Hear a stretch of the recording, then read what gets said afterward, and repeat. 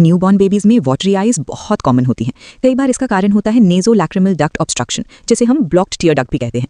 इसमें आंसू आंख से ड्रेन नहीं हो पाते और बाहर बहने लगते हैं। लगभग 5 से 20% न्यूबॉर्न बेबीज में ये समस्या दिखाई देती है। और सबसे अच्छी बात यह है कि ये ज्यादातर केसेस में बिल्कुल हार्मलेस और टेम्पररी होती है। पेरेंट्स को यूजुअली कुछ कॉमन सिम्टम्स दिखते हैं। आंखों से लगातार पानी आना, इनर कॉर्नर पर चिपचिपा डिस्चार्ज जमा होना और सुबह उठते समय आईलिड्स एक दूसरे से चिपकी होना। इनर कॉर्नर हल्का लाल हो सकता है, लेकिन आंख का सफेद हिस्सा रेड नहीं होता, जो ब्लॉक्ड डक्ट की पहचान होती है। ब्लॉक्ड टीयर डक्ट और आई इन्फेक्शन में फर्क समझना जरूरी है।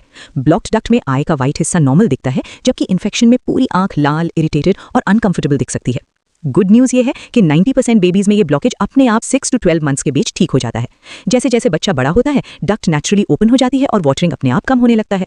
डॉक्टर्स अक्सर पेरेंट्स को क्रिगलर मसाज करने की सलाह देते हैं। इनर कॉर्नर पर फिंगर रखकर नोज की तरफ हल्का डाउनवर्ड प्रेशर देना होता है और दिन में 3 से 4 बार, हर बार 5 से 10 स्ट्रोक्स रिपीट करने से डक्ट खुलने में मदद मिलती है। बेबी की आंखों को साफ रखना भी जरूरी है। स्टेराइल कॉटन को गुनगुने पानी में डिप करके आंख को इनर कॉर्नर से बाहर की तरफ जेंटली वाइप करें। एंटीबायोटिक ड्रॉप्स या ऑइंटमेंट सिर्फ तभी यूज करें जब डॉक्टर प्रिस्क्राइब करें। लेकिन कुछ रेड फ्लैग्स पर तुरंत डॉक्टर को दिखाना जरूरी है, जैसे इनर कॉर्नर बहुत ज्यादा लाल और सोलन हो जाए, बेबी को फीवर आए या लगातार थिक येलो ग्रीन डिस्चार्ज दिखे। ये इन्फेक्शन के साइंस हो सकते हैं। अगर ब्लॉकेज 1 साल की उम्र तक भी ठीक ना हो तो डॉक्टर एक छोटा सा सिंपल प्रोसीजर प्रोबिंग रेकमेंड कर सकते हैं। ये सेफ होता है और इसका सक्सेस रेट एक्सीलेंट है। आखिर में ब्लॉक्ड टीयर डक्ट एक बहुत कॉमन और इजीली ट्रीटेबल कंडीशन है। ज्यादातर बेबीज बिना किसी मेजर ट्रीटमेंट के पूरी तरह नॉर्मल हो जाते हैं। बस जेंटल केयर, सही क्लीनिंग और टाइमली चेकअप बहुत मदद करते हैं।